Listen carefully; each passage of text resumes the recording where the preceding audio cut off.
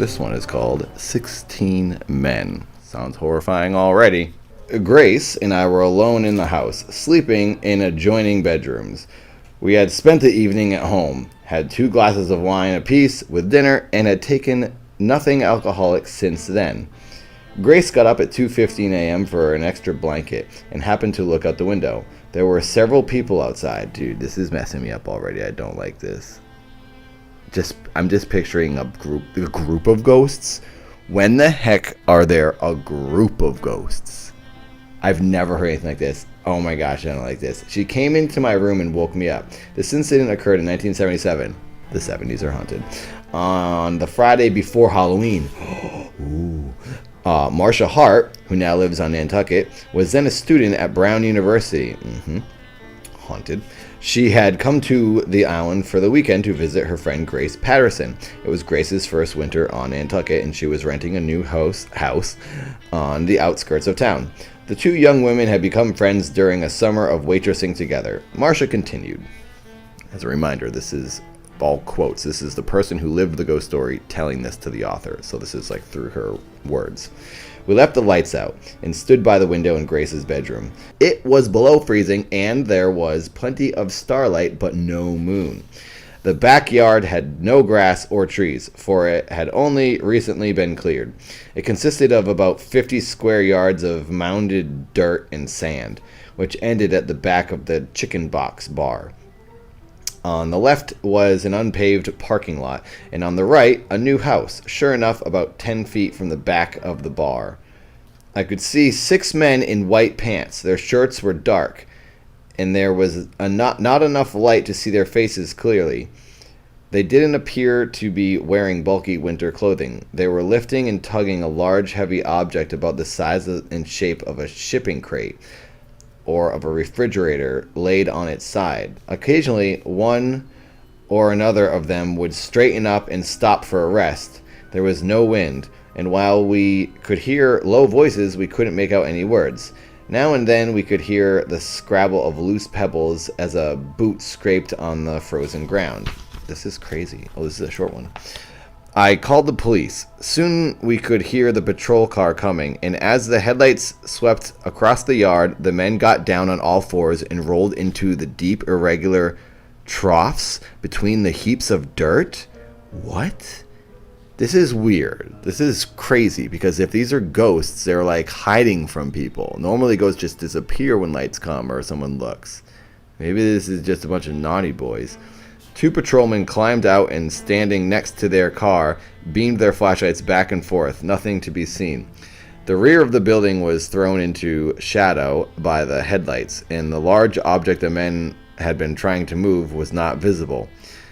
It was a bitterly cold night, so without having left the side of their car, after a quick look around, the patrolmen climbed back in and drove away.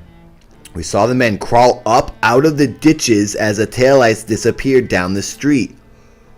Dude, this is crazy. I say that about every story.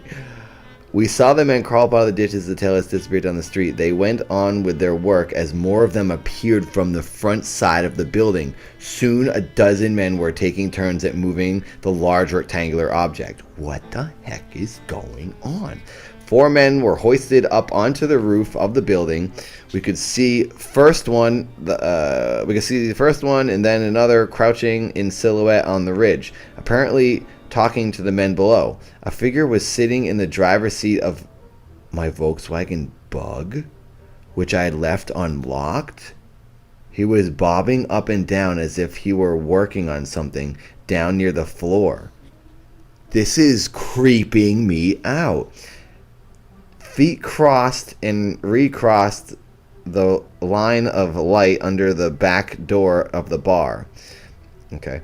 It seemed that the men had gotten inside the building. Several hours went by as we pointed out different figures to each other and tried to keep track of how many there were. The men moved lightly without rapid animated motions, and none of them looked very tall. We were tense and careful not to let them see us. I remembered feeling strangely lucid. This is crazy. What are they seeing? Looking back, I'm puzzled and surprised and troubled that we didn't immediately call the police again. After all, we were sitting by, glued to the window, whispering to each other while we watched a bunch of men robbing a bar. That's not exactly a normal reaction, and not the kind of thing either of us would do. It makes me wonder if those men had some sort of numbing effect on us. I suppose we were waiting until the sky lightened and we could see what the men were doing, although that now seems like an inadequate explanation.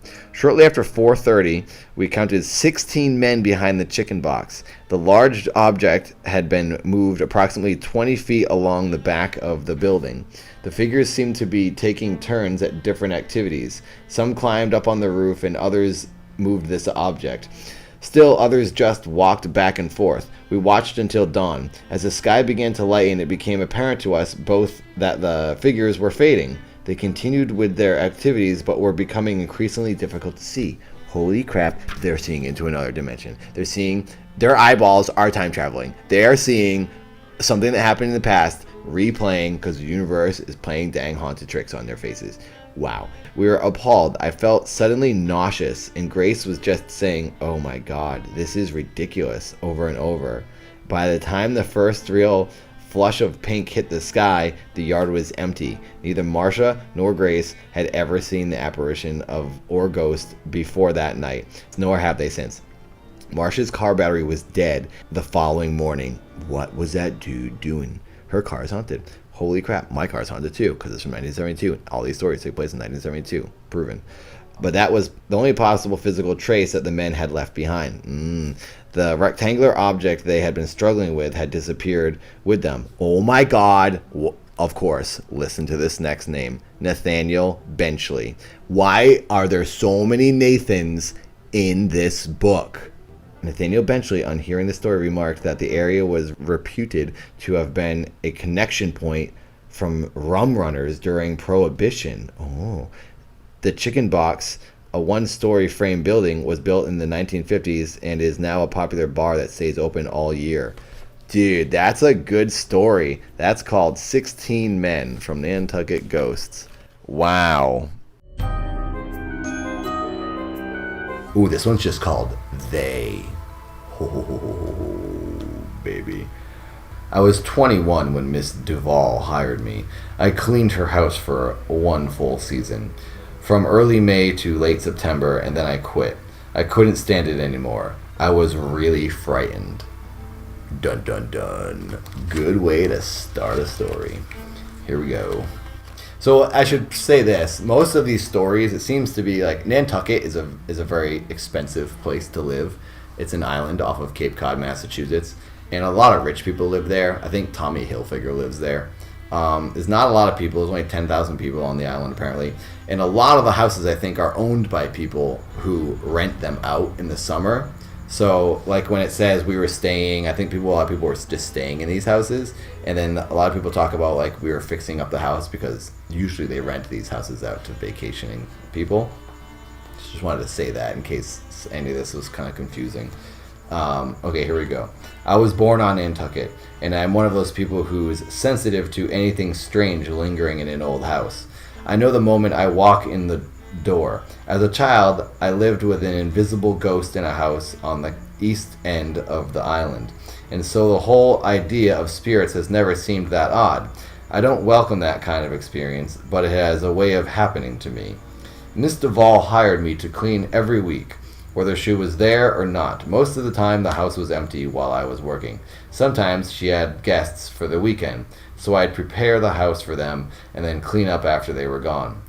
But she is a meticulous sort of person, and she wanted me to go around and dust and vacuum everything, even if no one had been in the house since the last time I was there. On my first day at work, I brought my dog with me. He hopped out of the truck, ran up to the front door, and then wouldn't set foot inside. This is gonna be a good one, I can tell already. Here we go.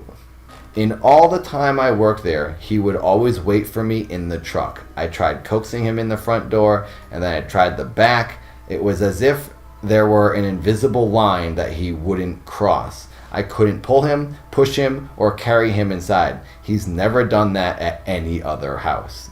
That dog's smart and you're a dang fool. When I first stepped in the front door, I remembered feeling the hair go up on the back of my neck. I thought to myself, oh no, here we go. There's something here. This is a good one. I like it already. At first, they started by doing insignificant, annoying things. They?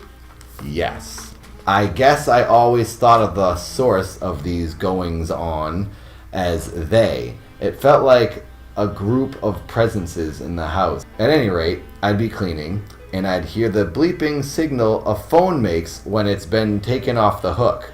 I'd put down my dust rag and go downstairs to find the telephone receiver had been lifted off and laid on its side on the table.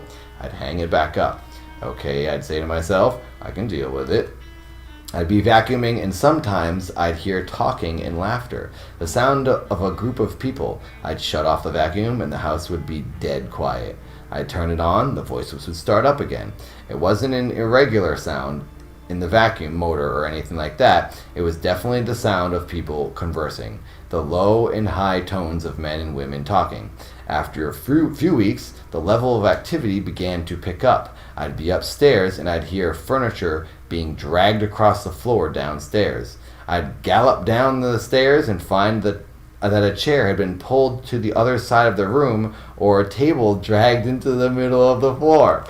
Dude, you're a fool. Get out of there. They're going to drag you around the room.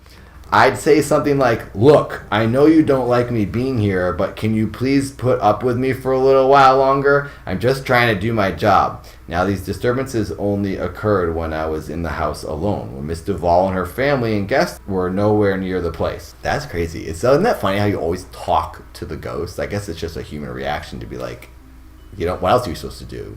I guess you just gotta yell at the dang ghost and say, stop being a jackass. Things got worse. I'd hear the sofa or a sea chest, something really big and heavy, scraping across the floor in the living room. And so I'd hurry down. At first, I really wanted to catch them, to see who was doing it and whose voices I was hearing. I wanted to at least to actually see the furniture being moved. I'd get downstairs and I'd hear the muffled thwack, whoomp, sound of scattered rugs from upstairs being thrown over the railing behind me. Dude, the things are getting nasty.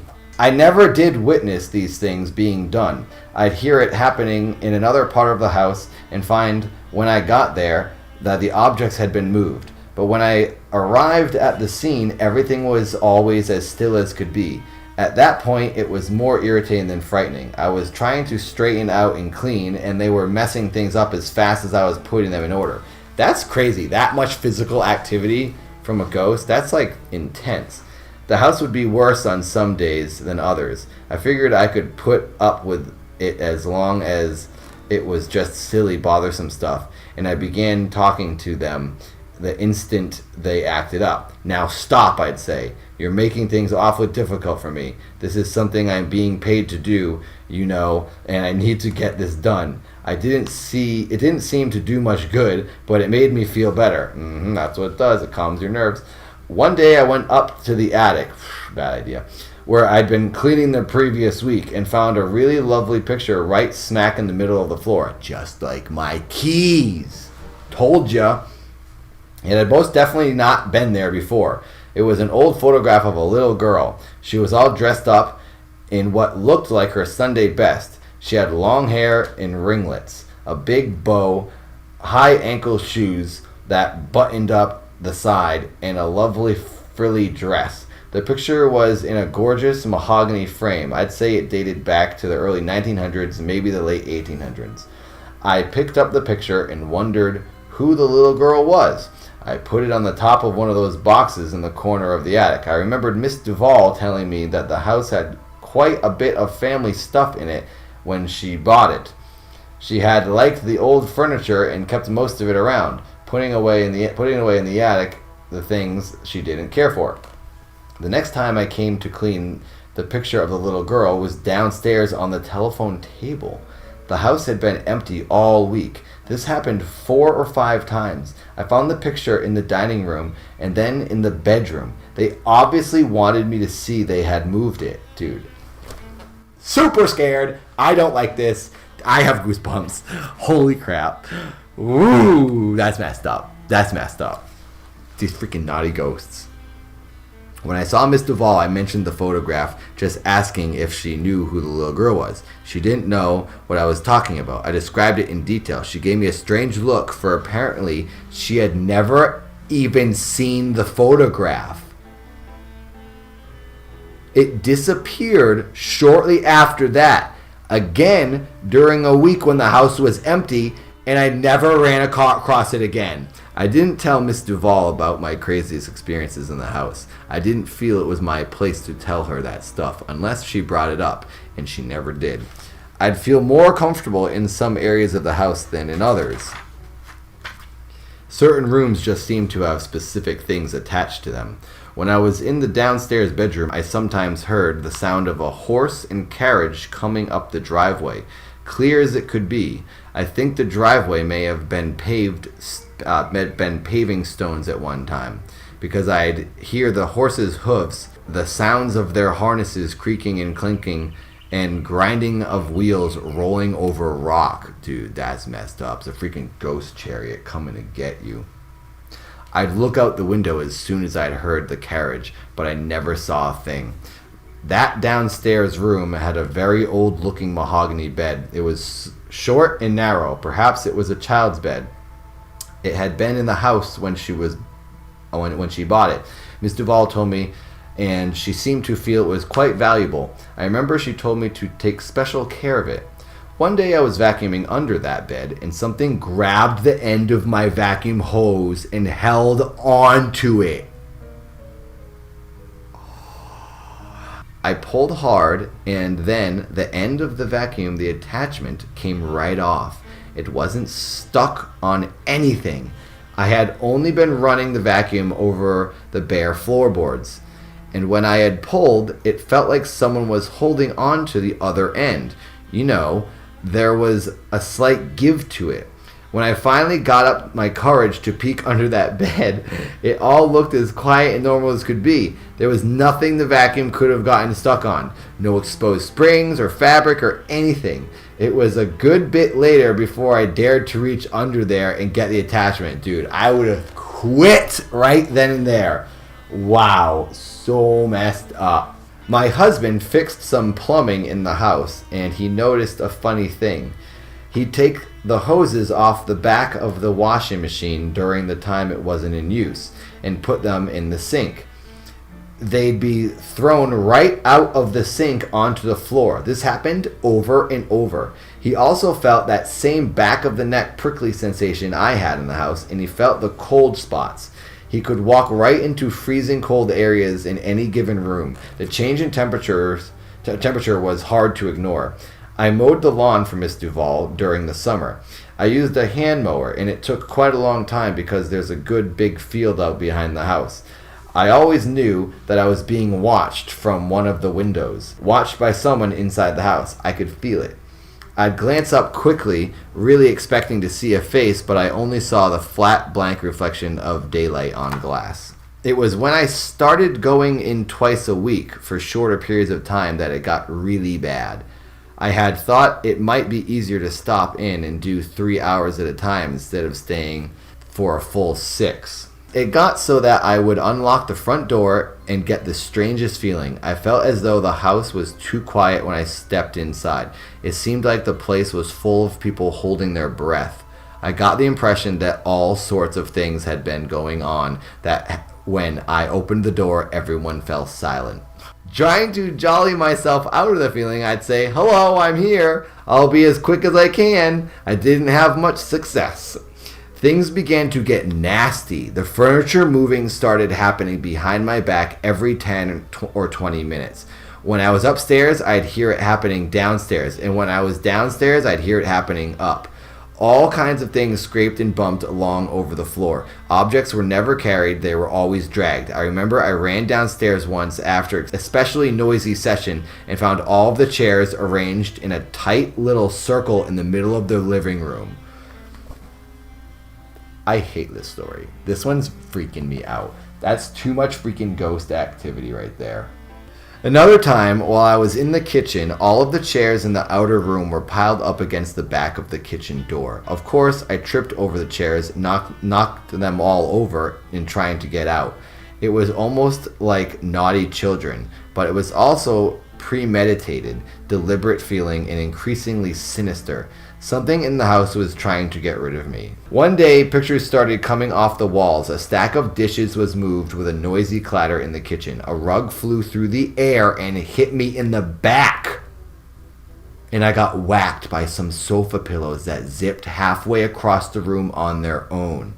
Finally, a chair was thrown at me. It missed me and I wasn't hurt, but that did it. I was afraid, really afraid. I was going to get injured. My husband urged me to quit and I did. It was such a relief. They wanted me out of there and Lord knows I was happy to go. Holy crap. This story is called A Birdcage Table. I should have been dead years ago, you know. I had cancer and I was given 2 months to live after the operation. The women in my family have always been survivors. I'm just fine now, except that these legs don't work. During the winter, I have to stay in town, but come summer, I move to Sconset out there. I can sit in the front yard in my wheelchair and chat with everyone who goes by. I was born in 1911 in Irvington on the Hudson. My parents summered on Nantucket from time to time. I was tiny. We used to travel on the ferry from New Bedford. The trip took about 5.5 hours. My father would bring my sister and me up to meet the captain, which was thrilling, and then we'd go down and see the engine room, which I always found dreadfully boring. Father was fascinated by the giant wheels and chains and pipes. My sister and I fidgeted and perspired. It was boiling down there, and pulled on his hands to take us back to the stater room. Once we arrived, we weren't allowed to swim for 3 days. We had to get acclimated to the dangerous sea breezes before bathing. That was torturous after waiting all winter to go to the beach. Once summer got underway, my sister and I went to the jetties every morning. We had a bathhouse there for changing. Mornings, mind you, afternoons, the beach was reserved for the help. All the cooks and maids and housekeepers went down in the afternoon, and it was just understood that the families stayed home. It was quite a different world. My father bought our house on the north side of town when I was 4 years old. I'm trying to sell it now. It's a glorious 18th century home, but needs a great deal of work, and no one in the family can afford to keep it. I've been warned by the real estate agents not to say anything about ghosts, so I guess it's important that you disguise the location of the house and my name, silly as that sounds. When my sister and I were about 10 and 12, we were sitting around in the house with some friends one rainy day. My grandmother was visiting, and she told us about tipping tables, which was a very popular Victorian pastime. The idea was that several persons would gather around the table and rest their fingers lightly on the surface. They would address a question to a spirit, and the spirit would communicate by causing the table to rap with one leg on the floor. Whoa. Of course we were fascinated. My sister and I wanted to try it. We sat down at a small round table in the parlor. It was a tilt-top birdcage tea table. It had 3 legs and had been made in the early 19th century by a cabinet maker from Connecticut. The birdcage was a small open box on the underside of the table, purely decorative, with hand-turned spindles on all 4 sides. We rested our fingers on the surface of the table and said something like, "Is there a spirit in this house?" To our utter astonishment, the table started to move. I thought she was going to say it did nothing. Oh, wow. It kind of rose up on one corner and started to rap on the floor. Stupid smoke machine. My grandmother said, "Quick, a pencil. We have to count." The way it worked was 1 rap stood for A, 2 for B, and so on. It took a long time to get a message down. The table rapped along for about 10 minutes. When it stopped, we found we had a name. It was Alec Paddock. From then on, my sister and I used to ask Alec questions, and he always answered. We could do it in front of any number of people. We got around in the community as two little girls who were tipping tables, quotes. And to our delights, we became local celebrities. Wow, this is a cool one. My father researched the house in the town records and found that a man by the name of Alec Paddock had indeed owned our home. Wow, getting goosebumps. Apparently, he had hanged himself in the keeping room. Oh no. Alec seemed to be a friendly spirit and was very helpful. We asked him all kinds of pressing questions, such as, is anyone going to invite us to the yacht club dance? And he always answered patiently. I don't remember him ever being wrong. Some of our communications were quite lengthy. He once spelled out something about being disturbed, and we asked him what the matter was. He said, I don't like the weeping stone. No one had ever heard such a term. It finally occurred to us that it might have to do with the structure of the house, and we asked the local mason if he had ever heard of a weeping stone. He said, why yes, there always used to be a damp spot somewhere next to the chimney in these old houses. A brick that drew and absorbed moisture. Sure enough, we found the weeping stone in my bedroom. On one side of the fireplace, you could feel it through the plaster. It was quite wet and still is. We hadn't even noticed it before, never having heard of such a thing. Wow, that's pretty interesting. This ghost is like telling them legitimate things. Alec told us at one point that there was a treasure hidden in the attic. What? Of course, my sister and I and our friends shrieked and scampered right up there. I like how they're just like talking to ghosts and then running off and doing these things. They weren't scared. That's kind of blowing my mind. I would be freaked out. Like, yeah, there's a treasure in the attic, kids. Go up in the attic, said the ghost. I wouldn't go anywhere a ghost told me to go. We shrieked and scampered right up there, and one of us promptly fell through the ceiling of the second floor. My father was furious, and we have to give up on further attic investigations. I've always felt that there probably was money or jewelry hidden up there. If someone does extensive renovations on the house, I'm sure they'll turn up something valuable. Wow. Alec was outspoken. Some distant relatives stayed with us one summer, and one of them asked Alec a question while my sister and I were at the table. These people were rather difficult. I don't remember being too fond of them. Alec spelled out, I don't like you. I wish you'd go home. Ooh. Alec was so communicative that people began coming to ask him questions about the stock market. I guess he was pretty good at giving them the answers they needed because they kept coming back. It got to be a nuisance. In fact, and at one point, my parents were bothered by a steady stream of visitors. One gentleman who called at the house was a researcher who specialized in exposing fraudulent mediums and fake paranormal goings-on. He wanted to observe our table tipping. Wow, this is like that Woody Allen movie that I really like with Emma Stone. You guys should check it out. I can't remember the name of it, but it's really good. We didn't mind a bit. He said he was going to sit in the corner and think of a question to ask Alec. He would ask it silently in his head. As proof, he wrote the question down and put it in his pocket. He sat down at the table. I have goosebumps. This is going to be freaky. I already know what's going to happen. We sat down at the table. He sat in the corner. Pretty soon, the table started to move. It rapped away. The researcher counted the raps. When Alec was done, we had the message, Paralaches.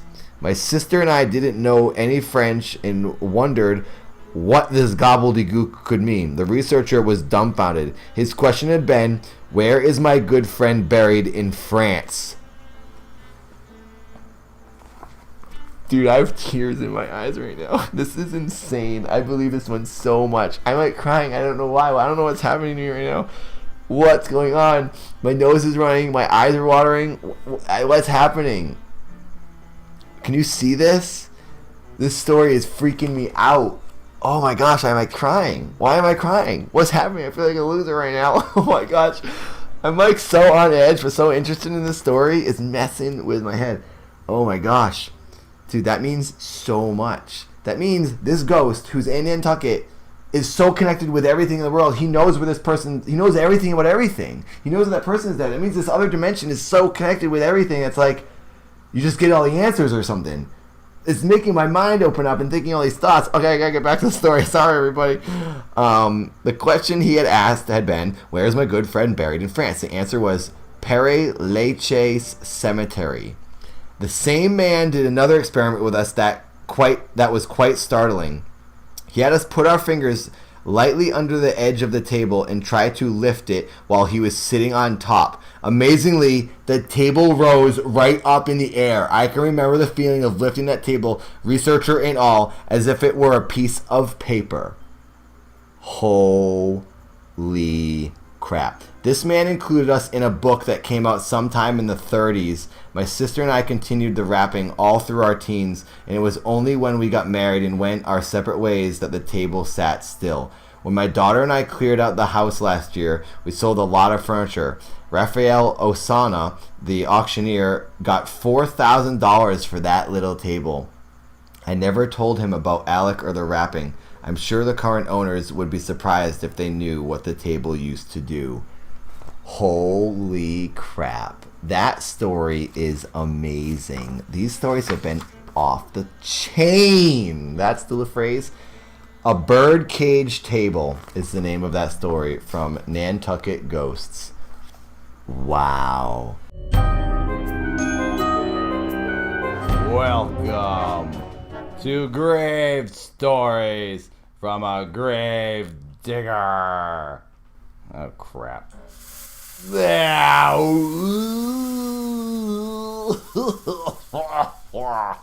All right. Are you guys ready to get freaking freaked out? Yep. So, you wanted to see me? Is the title of this story from Nantucket Ghosts, and it goes like this. We rented an old house off Main Street in 1984. We were there for almost a year. On our first night in the house, my husband Jesse was in the bathtub and I was in bed, and I heard him muttering something in a quiet voice. I said, "What are you saying?" He answered, "Nothing." I heard a voice again. I repeated the question. He said, "Nothing." I haven't opened my mouth. There's somebody talking. We both listened, and sure enough, we could hear what sounded like two women having a conversation. It was a muffled noise, the way voices sound at a party when you're listening from another room. The talking seemed to be coming from the kitchen. We heard those same women chatting in a low, easy tone many times, but if you tried to track down the sound, it would fade away. You couldn't understand individual words, but you could pick up the general feeling of what they were saying. Sarah Coffin works at Together. See, this lady Sarah Coffin comes up a lot in these stories, and I forget who she is. But she's someone prominent on Nantucket. She built the houses or owned a lot of the houses or something. Anyways, back to the story. Sarah Coffin works at Together, a clothing store on Main Street. Although she wasn't born on the island, her father is a native Nantucketer and a member of the Coffin family, and her parents moved back to the island with their 5 children when Sarah was 6. She went through the Nantucket school system, left for college, and lived in Boston for a short time after she graduated. She returned to Nantucket and married Jesse Eldridge, who also grew up here in 1983. Sarah went on. Those women talking were just the beginning. When Jesse's mother passed away, I came home alone after the funeral and was writing a letter in the living room when I heard a man's voice. It sounded like it was coming out of the bedroom. I said, "Jess?" knowing that it couldn't be him, but feeling kind of confused. Nobody answered. I looked around the house, and no one was there but me. I told my husband, and then didn't think much about it until one night, a couple of weeks later. Here we go. Okay, we can always feel it. It starts to get too spooky. We were asleep in bed, and it was late. Something woke me up, and I found that I couldn't move. And I mean, couldn't move. It felt just like when someone heavy was lying on top of me. Like that other story I was on my back with my arms stretched over my head and my face turned on my side when I tried to call out. I couldn't even speak or open my mouth. I was literally paralyzed, and I can remember my heart began to pound, and I could feel the adrenaline flowing. I said in my head, as fiercely as I could, "Get off me, get off me." It worked. Whatever it was got up and went away, and I was able to speak and move again. Of course, I woke up Jesse in an absolute panic and couldn't settle down for a long time afterward. So, I know a lot of people are probably thinking it's sleep paralysis. That's what I'm thinking too. It very well could be sleep paralysis. But isn't it weird that on the same island this happens to like everyone? I think there's more to it than that. I think it's a freaking ghost. Proved it. Just right there. I figured it out. And from that night on, I could hear someone walking around in the attic over our bedroom. I would hear it now and then, not all the time. It was a shuffle, but it was definitely the sound of a person walking in their shoes on wood. That's what I heard in my house. I remembered that the ceiling in our bedroom was bowed, and that I'd lie in bed and look up at it, wondering who could be up there. And I also remember hoping that whoever it was would stay right where they were. I wasn't too thrilled about the idea of another visitor. One night, Jesse was in the living room, and I had just gone to bed. I wasn't asleep yet. It sounds like I was always in bed, doesn't it? Some mice had gotten into the house, and Jesse was laying traps. All the lights were on except for those in the bedroom. I looked over and saw a man standing in the bedroom door facing me. Nope. Don't like it. Oh my gosh, I don't want to read anymore. He was absolutely still. I sat up in my bed and said, "Forget the mice, honey. We'll get them tomorrow." But even as I was speaking, I realized that it wasn't Jesse. Oh no. This man had on tan pants and a pale orange t-shirt. I couldn't see his features very well because the light was coming from behind him. Jesse said, "What?" from back in the next room, and I kind of shook my head and looked again, and the figure was gone. Now, that was a strange experience, but not particularly a scary one. However, whoever it was hadn't bothered me. Jesse and I began to joke about charging our company rent. Sometime later, I was in the house alone one night, and I was upset about something. I guess I was crying. I distinctly heard a woman's voice saying out loud, "Shh, shh, don't cry," over and over. Bonnie Fitzgibbon, who lived with us for a couple of months that winter, told me that she also heard the woman talking when she was alone in the house. For some reason, I always felt that they were sisters chatting. The sound of the women was kind of nice. What happened next was not so nice. Oh no. After the following incident, I was careful never to be in the house alone again, and we moved out several weeks later. Alright, here we go. Oh god, I have anxiety about reading the rest of this. Stop, man. It's the freaking book. Who cares? Why am I so scared? It was about 2 a.m. I woke up thirsty, so I got out of bed and went to the kitchen to get something to drink. I was nude, and I stood by the open door to the refrigerator. I suddenly had a creepy feeling that someone was watching me. I glanced quickly around the kitchen, and it was quite empty. After pouring myself some soda, I walked back to the bedroom. Why are you drinking soda, lady? You're never gonna sleep. A minute or two later, I was sitting up in my bed finishing my drink when I got an eerie, something's going to happen feeling. I can remember my scalp tingling. Yeah, that happens to me. Then the bedroom door flew open really fast and without a sound, and I saw an older man in the doorway. Oh my god. Oh my god. I have so many goosebumps right now. I don't like this. Okay, then the bedroom door flew open really fast and without a sound, and I saw an older man in the doorway. He had white hair and a beard and very bushy eyebrows, and he was wearing a big baggy thing like a fisherman's sweater. He was kind of an outline.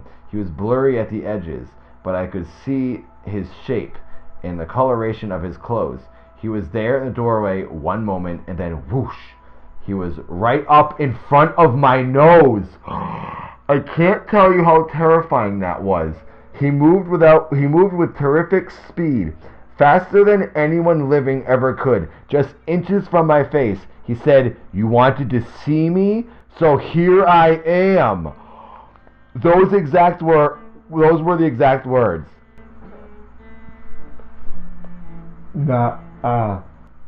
Oh my God, I can't read. I'm so freaked out right now.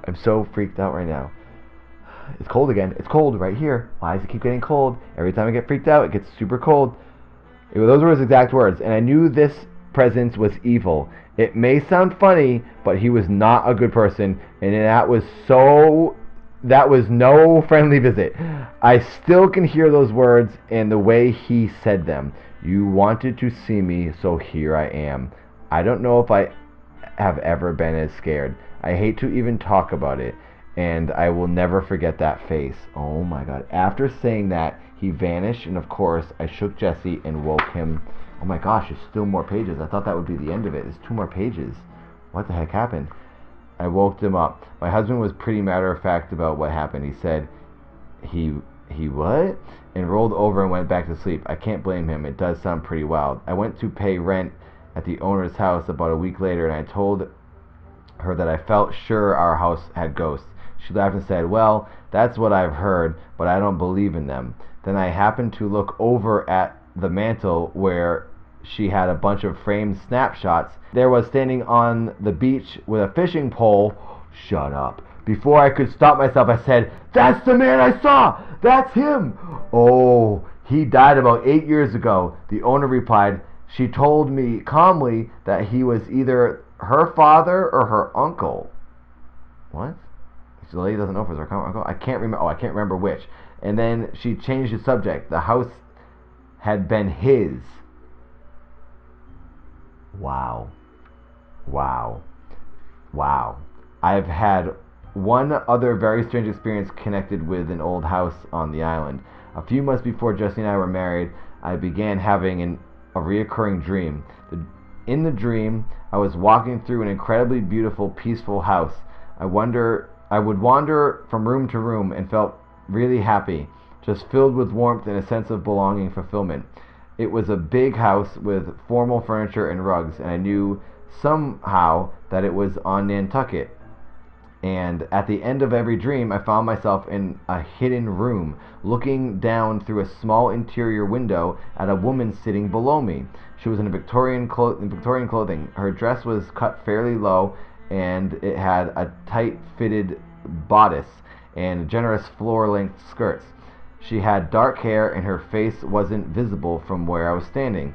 She was looking out a window at a pool or at water, and in every dream, no matter where I went in the house, I could never find the door to the room she was sitting in.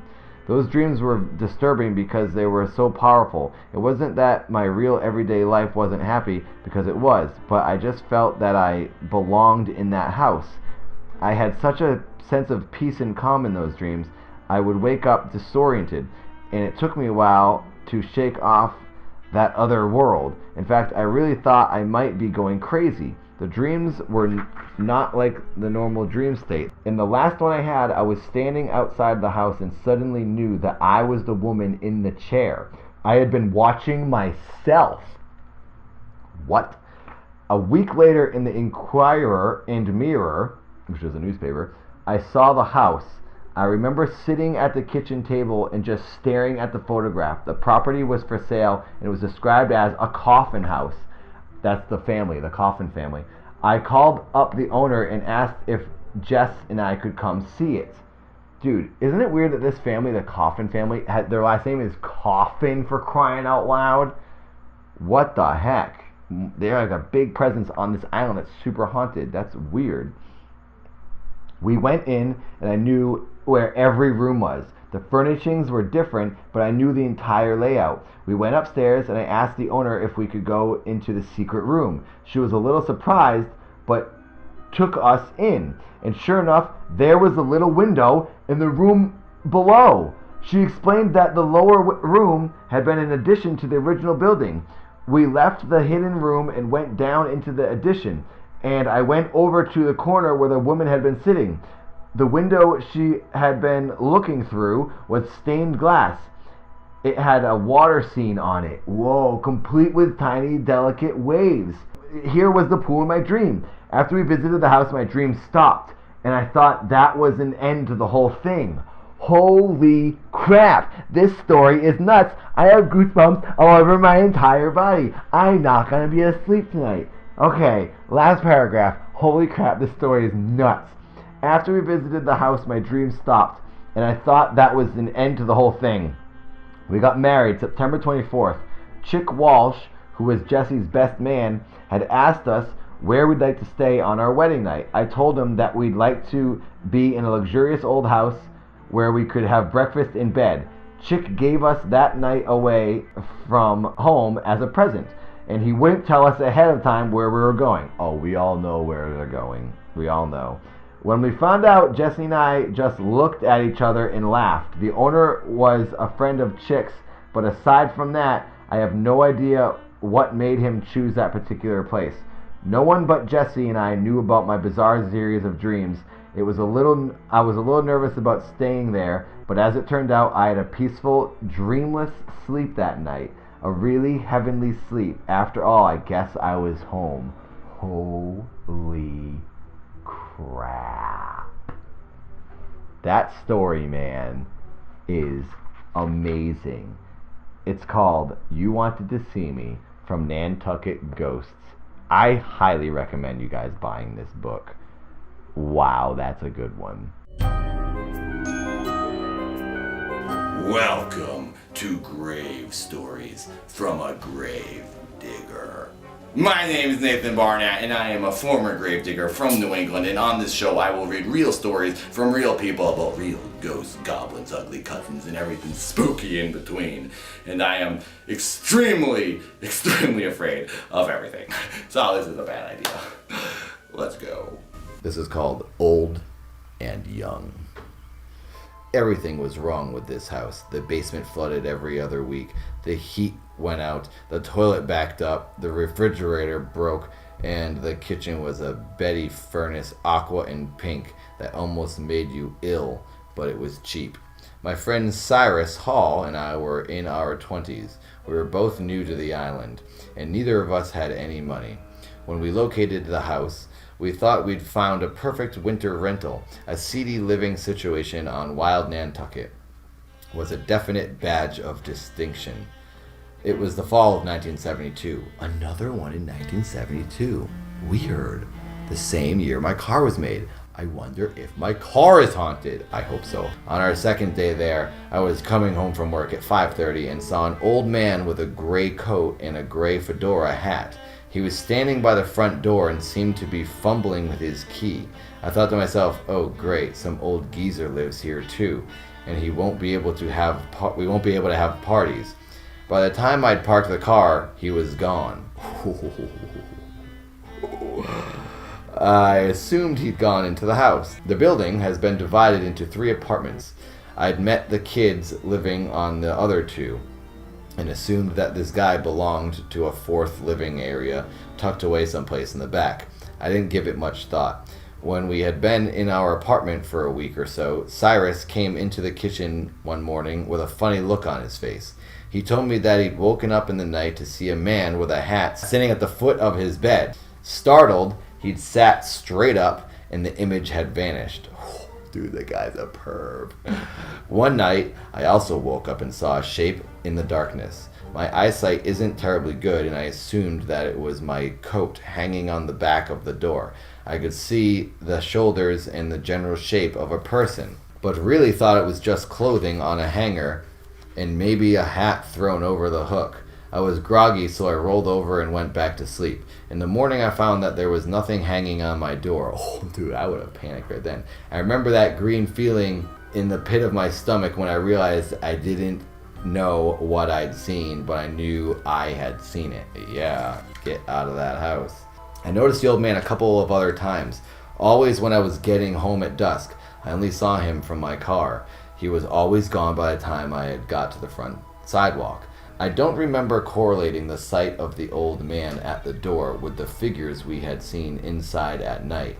One morning, I was talking with one of the girls who were renting the lower apartment. I thought of the old guy and asked if she knew anything about him. She gave me a funny look and said that there was no older person living in the house. My girlfriend Jody moved in during the winter. She didn't have a job and was alone during the day while Cyrus and I were at work. She didn't know a soul on Nantucket, but she repeatedly heard someone calling her name. Dude, that's messed up. Okay, that's the first really scary thing I've read in this book. Oh man. Okay. She went to the door again and again, puzzled, but there was never anyone there. In early spring, a friend of Jody's came for the weekend, and Cyrus, thoughtful guy that he was, gave his guest room and planned to sleep on the living room couch. He was sitting up reading the paper after the rest of us had gone to bed, and something caught his eye in the corner of the room. Looking up, he saw the faint silhouette of a man with a hat. Dude, that guy's coming for you. It was more an outline than a solid shape and seemed to be moving slowly toward him. Dude, get out of that house. He said he really couldn't believe what was going on and just sat there, more curious than afraid. Everyone does that. Bunch of freaking morons. Who's that guy coming at me? Well, wait and find out. No, you won't. You run away. And then something horrible happened. He felt this shape go into him. What? This is a good one, man. This is a good freaking story. And then something horrible happened. He felt the shape go into him, or so he said. And he felt himself drowning in a wash of ugly, angry, violent emotion. He had a strong urge to go into my room and attack Jody and me. What? Dude, he's like freaking possessed. He had a strong urge to go into my room and attack Jody and me, to do something physically harmful to us. It sounds laughable as I'm telling you this, but I guess it was pretty terrifying at the time. He jumped up from the sofa and ran into the bathroom and started splashing cold water on his face and neck. When he looked up in the mirror, holding a towel, he said that a hideous face was coming out of his. He claimed that something horrendous inside his body was looking out at him. I hate this one. This one is too scary. I asked for it and the book answered me. Holy crap, the book is listening to me. I said these weren't that scary, and now there's a horrifying story happening in my hands at my face. Cyrus was straight and he didn't do drugs. And what any of us did was drink wine and beer. Not knowing what else to do, he turned on all the lights and went to the kitchen and made coffee. He said he sat at the table and drank a full pot and smoked a cigarette after cigarette. By dawn, he felt this presence leave him. Whoa, it was in him that long. It was there one moment, an outrageous urge inside himself, and then it was gone. He knew the moment it left, and he was okay. Exhausted, he laid down on the couch and slept most of the day. That afternoon, he was in the kitchen telling Jody and her friend about what happened the night before. I was in the bedroom taking a nap. I woke up to feel a tremendous pressure on my neck and back of my head. I had to struggle to get myself out from under it. It was as if someone had put a sofa cushion on top of me and was leaning on it with all their weight. When I got myself to a sitting position, I jumped out of bed and ran into the kitchen, and that's when I heard about Cyrus's experience of the previous night. By then, all of us had the spooks, and Cyrus and Jody and I couldn't wait to move out of the place. Nothing much happened for a few weeks, and then, shortly before the lease was up, we were sitting around in the kitchen with some friends, and someone suggested we have a seance. Bad idea. You're an idiot. It was one of those, yeah, great idea, party situations. We had a Ouija board, and 4 of us sat down around a table. None of us had ever used one of these things before. We did seem to contact something. The pointer spelled out that the spirit was that of a girl who had died in an explosion. That was scary, and we quit right there. We had had at least 2 bottles of wine that night, and by the next morning, the whole business looked pretty silly. In 1974, I met a couple working for a historical association who mentioned that they had just left a miserably uncomfortable rental. She told me it was on the same street as the apartment Cyrus and I had lived on 2 years before. It turned out to be the same place. I asked her if she'd noticed anything odd. She said she hadn't, really, except that the house just felt bad and that she had repeatedly seen a man in a gray coat and fedora hat outside their back door. I want to go to this house. I bet you I could find this house. She could see him through the kitchen window every time she walked over to the door and opened it. No one was there. Years later, I was doing research in Historical Association's Peters Folger Library and came across a box of old Inquirer and Mirror newspapers. I was browsing through them, curious to see the hot items of the 1950s and 60s, and a small article caught my eye. You can look it up, but please change all the names. I don't want to upset anyone. The article stated that a young Nantucket woman had been killed in an explosion somewhere down south.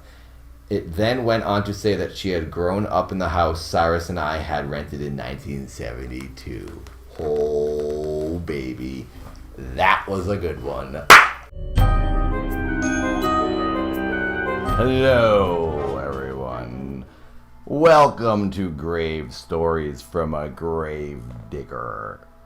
I grew up in Massachusetts, which you all know, and my mom and dad and my brothers and I moved to Milford, Massachusetts, into this house, and apparently there was like a ghost in the house, and the people who lived there before us told my mom, oh, this stuff happens. And like one time apparently there was a long mirror on the wall, and the mirror slid down the wall and stopped when it hit the floor.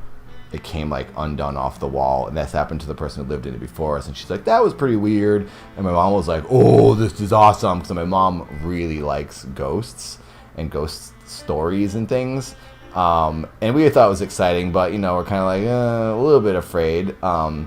So one night, I guess I was 20 or so, or maybe, no, I wasn't 21 yet. I was 20. I was dating a girl, my girlfriend at the time, that was sleeping over. Seth was at his girlfriend's house, and Josh was at college. So the only people in the house were my mom and dad, who were downstairs, and me and my girlfriend upstairs. My parents fall asleep at like 9 o'clock, and they don't have a door in their room. So I can hear my mom and dad like snoring from my room, because their room was right below my room. And the house is very small. You can hear everything. We could never sneak down on Christmas morning to see the presents without making a ton of noise going down the stairs, because they're old stairs. It's a very small house, and you can't sneak around in this house. It's just impossible. So we're laying there. My girlfriend and I are laying there. I'm sleeping on the floor because I wasn't allowed to sleep in the bed with her. She's sleeping in my bed. I was laying on the floor next to the bed. And then like maybe 3 feet away was the door.